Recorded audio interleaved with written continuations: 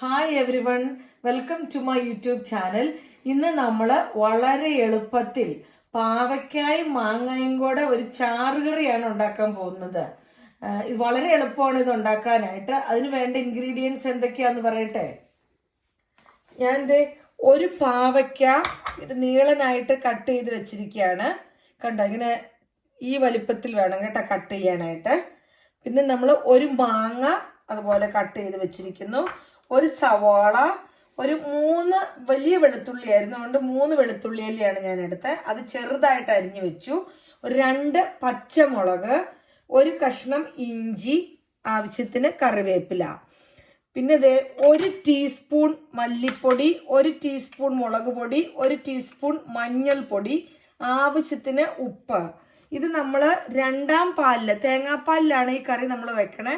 അപ്പൊ 2ാം പാലിൽ വേവിച്ചിട്ട് ആദ്യത്തെ പാലൊഴിച്ച് നമ്മൾ എടുക്കുകയാണ് ചെയ്യണേ. പിന്നെ നമുക്ക് കടുക് വറുക്കാൻ ആവശ്യമായ ചുവന്നുള്ളി, കറിവേപ്പില, ചുവന്ന മുളക്, കടുക്, വെളിച്ചെണ്ണ, ഇത്രയും സാധനങ്ങളാണ് നമുക്ക് ആവശ്യമായ സാധനങ്ങൾ. നമ്മൾക്ക് പാവയ്ക്കയും മാങ്ങയും വെച്ചുള്ള കറി ഉണ്ടാക്കാൻ തുടങ്ങാം. ഇതൊരു നാടൻ കറി ആയ കാരണം ഞാൻ മൺചട്ടിയിലാണ് കേട്ടോ വെക്കുന്നത്. അതിന് വേണ്ടിയിട്ട് ഒരു മൺചട്ടി അടുപ്പത്തേക്ക് വെച്ച് ആ മൺചട്ടിയിലേക്ക് നമ്മൾ എടുത്ത് വെച്ചിരിക്കുന്ന പാവയ്ക്ക നന്നായിട്ട് കഴുകി വാരി വെച്ചതാണ്. ഈ പാവയ്ക്കയുടെ ഒത്തിരി കയ്പ്പ് തോന്നുന്നവർക്ക് ഒരു 5 മിനിറ്റ് വിനാഗിരിയിൽ മുക്കി വെച്ചിട്ട് കഴുകി എടുക്കുകയാണെങ്കിൽ അതിന്റെ ആ കയ്പ്പ് ചുവ ഒന്ന് കുറഞ്ഞു കിട്ടും. പക്ഷെ എനിക്ക് ഈ കയ്പ്പ് ഇഷ്ടമായത് കാരണം ഞാൻ അങ്ങനെ തന്നെ ഉപയോഗിക്കുകയാണ്. പിന്നെ മാങ്ങയൊക്കെ ഇടുന്നതുകൊണ്ട് നമ്മുടെ കയ്പ്പ് കുറഞ്ഞു വന്നോളും. നമ്മൾ എടുത്തു വെച്ചിരിക്കുന്ന സവാള, ഇഞ്ചി, വെളുത്തുള്ളി, കറിവേപ്പില ഇതെല്ലാം കൂടെ ഒന്ന് ഇട്ടു. എടുത്തു വെച്ചിരിക്കുന്ന നമ്മുടെ പൊടികളെല്ലാം ഇട്ട് കൊടുക്കുകയാണ്. മുളക് പൊടി, മഞ്ഞൾപ്പൊടി, മല്ലിപ്പൊടി, എല്ലാ പൊടികളും നമ്മൾ ഇട്ടു. ആവശ്യത്തിനുള്ള ഉപ്പും ഇട്ട് കൊടുത്ത് നമ്മൾ നന്നായിട്ട് കൈ കൊണ്ടൊന്ന്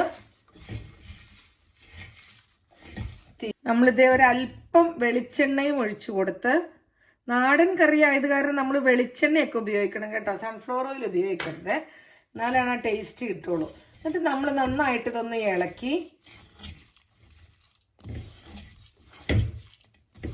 നമ്മൾ 2ാം പാലൊഴിച്ച് ഒരു പകുതി വേവിക്കുകയാണ് പാവയ്ക്ക. അല്ലെങ്കിൽ ഉണ്ടല്ലോ പാവയ്ക്കയും മാങ്ങയും കൂടെ നമ്മൾ ഒന്നിച്ചിട്ട് കഴിഞ്ഞാൽ മാങ്ങ വെന്തും പോവും, പാവയ്ക്ക വേവത്തുമില്ല. അപ്പം നമ്മൾ പാവയ്ക്ക ഒരു പകുതി വേവാകുന്നവരെ നമ്മളൊന്ന് വേവിച്ചെടുക്കുകയാണ്.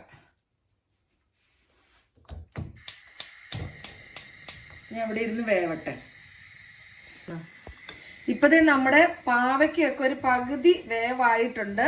ഇനി നമുക്ക് നമ്മുടെ മാങ്ങ ഇട്ട് കൊടുക്കാം.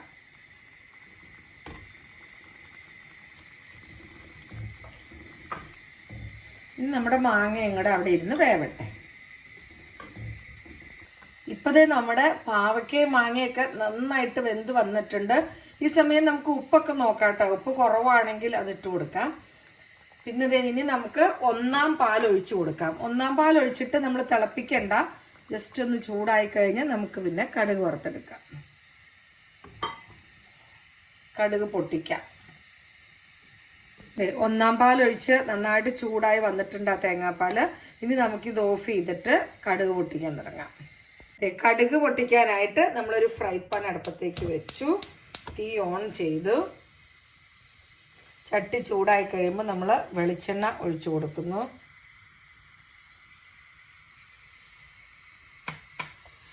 നമ്മുടെ എണ്ണയൊക്കെ ചൂടായിട്ടുണ്ട്. നമ്മൾ കടുക് ഇടുവാണ്.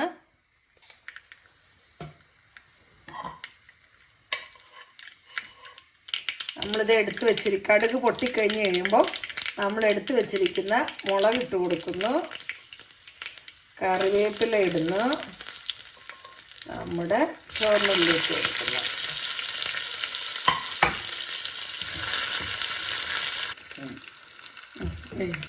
നമ്മളിത് കറിയിലേക്ക് ഒഴിച്ചു കൊടുക്കുകയാണ്.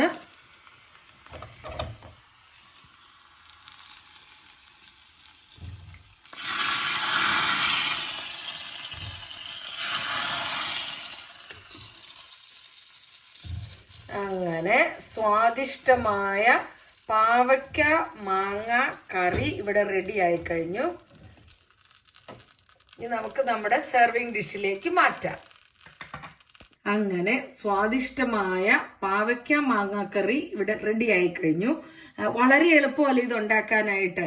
ഇത് മാങ്ങയുടെ പുളി നോക്കിയിട്ട് വേണം കേട്ടോ. അപ്പൊ പുളി കുറവാണെങ്കിൽ 2 മാങ്ങ എടുക്കണേ നിങ്ങൾ. എൻ്റെ മാങ്ങയ്ക്ക് നല്ല പുളി ഉണ്ടായിരുന്നു, അതുകൊണ്ടാണ് ഞാൻ 1 മാങ്ങ എടുത്തത്. വളരെ എളുപ്പമല്ല ഇത് ഉണ്ടാക്കാൻ. എല്ലാവരും ഇതൊന്ന് ട്രൈ ചെയ്ത് നോക്കണേ. എൻ്റെ ചാനൽ ഇഷ്ടപ്പെട്ട ലൈക്ക്, ഷെയർ, സബ്സ്ക്രൈബ് ചെയ്യാൻ മറക്കരുത്. Thanks for watching.